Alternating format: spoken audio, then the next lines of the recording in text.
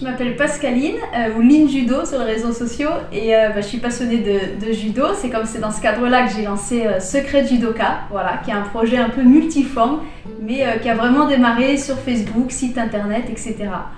Alors sur le judo, c'est une histoire un peu particulière. J'ai grandi avec le judo de mes 8 ans à mes 18 ans. D'ailleurs, quand j'étais petite, c'était un coup de foudre total. Il n'y a pas un soir où je m'endormais sans penser au judo. Et puis après, les études, le travail, l'étranger m'a fait décrocher complètement. Et c'est quand à 30 ans je suis revenue à Paris, je connaissais absolument personne, je me suis dit que de faire un sport ça pouvait être sympa pour rencontrer des gens. Puis je me suis rappelé que je faisais du judo quand j'étais petite et que j'aimais vraiment ça. J'ai tapé sur les pages jaunes, il y avait un club au bout de ma rue et dès le premier entraînement, en fait c'est comme une bouffée d'enfance qui m'est revenue à la figure et je me suis rappelé cette passion que j'avais et de ce premier jour j'y suis allée quasiment tous les jours, j'ai eu un coup de foudre, un deuxième coup de foudre adulte pour le judo. J'ai remporté en 2016 pour la première fois le tournoi de France, donc chez les vétérans.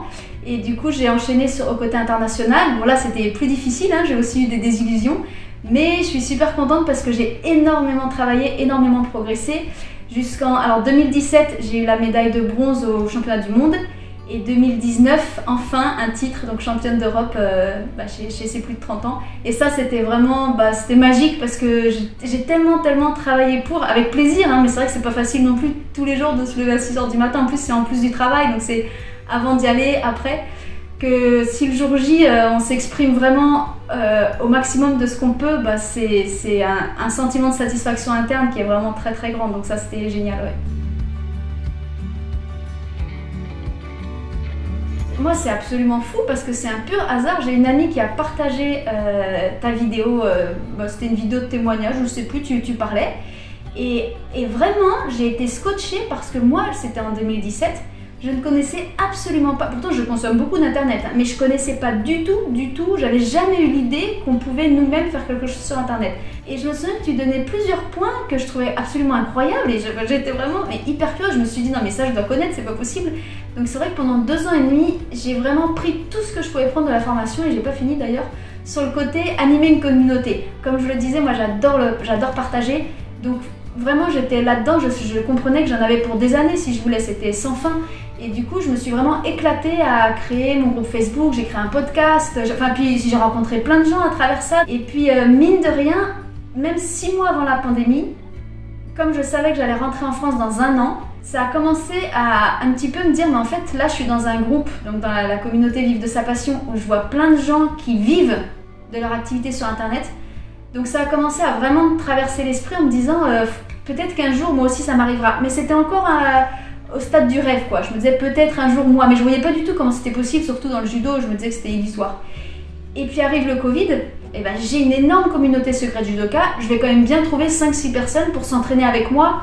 Le vendredi, je prépare un mail d'annonce, une annonce pour demander si c'est un qui serait partant. Et le vendredi soir, la France annonce que les dojos sont fermés. Donc quand j'ai envoyé mon mail le samedi, en fait, en moins de 2 jours, j'ai eu 1200 réponses, 1200 inscrits de personnes qui voulaient faire des séances Zoom avec moi. Et en fait, j'ai complètement paniqué. Je me suis dit, mais comment je vais faire avec ces 1200 personnes? C'est impossible.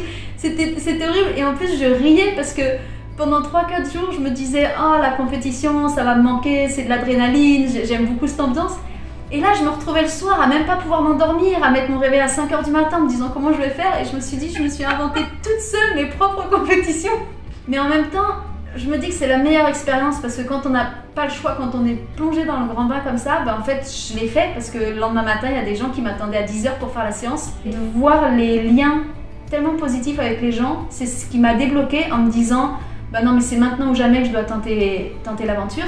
Et du coup, je me suis dit bon, je me laisse 3 mois, je vais faire un test, je vais faire ma première formation à vendre. Je fais le test et s'il y a des gens qui achètent parce qu'ils ont bien aimé ce que je fais ou parce que ça répond vraiment à un de leurs besoins, bingo, je me lancerai en septembre. J'ai repris tous mes enregistrements de séances, je les ai bien découpés pour que ce soit bien progressif. J'ai refait des vidéos propres avec toutes les parties d'entraînement, vraiment une progression qui soit logique pour les gens. J'ai lancé dans ma communauté, j'ai dit voilà, s'il y en a qui veulent un programme, j'ai ajouté quand même une séance en direct par semaine pour qu'il y ait qu'il y ait un suivi. J'ai créé un groupe où tous les gens qui rentraient dans le programme pouvaient communiquer entre eux. Donc ça a beaucoup plu aussi, ça a beaucoup motivé. Et d'ailleurs, j'avais appelé, pour motiver, j'avais dit c'était l'équipe 1. Et encore aujourd'hui, l'équipe 1, on est hyper soudés et pour moi, c'est quasiment des co-créateurs de mon projet, quoi, parce qu'ils m'ont fait confiance dès le départ et c'était une superbe aventure, c'était vraiment génial. Dès que je suis rentrée en France en septembre, du coup, j'ai pas du tout cherché d'emploi et je me suis mis à 100% sur ce projet en me disant je me donne 1 an pour réussir à en vivre. Et du coup, je donne vraiment du matin au soir tout ce que j'ai sur ce projet. Pour moi, vivre de sa passion, là où ça a vraiment changé ma vie, c'est dans 2 choses importantes. La première, c'est que comme son nom l'indique, je vis de ma passion. C'est-à-dire que en fait, c'est absolument extraordinaire parce que quand je pratique ou quand j'apprends le judo, c'est ce que je préfère, je peux le partager. Et à l'inverse, quand je partage, j'apprends presque 3 fois plus par les liens qui sont faits, parce que la communauté renvoie. Aujourd'hui, je sais que je peux avoir tous les rêves dans ma tête et je sais que pour des années, je pourrais jamais m'ennuyer en fait. Je vais pouvoir toujours créer des nouvelles choses, que ce soit moi-même, avec des partenaires. Là, j'y avais pas du tout pensé à l'avance. Au début, j'étais vraiment partie sur ce que j'allais faire moi. Puis depuis que je suis rentrée en septembre, grâce à ma communauté, j'ai rencontré plein de gens passionnants. Du coup, il y a des liens qui se créent, des partenariats, des interviews. Quand je fais une interview, je ressors systématiquement avec au moins 5 contacts ou 5 noms de gens que je pourrais contacter. Et je suis même obligée de dire attendez, je pourrais pas en faire une tous les jours. Donc ça va arriver, mais il faut être patient. Et je me dis c'est extraordinaire, ouais.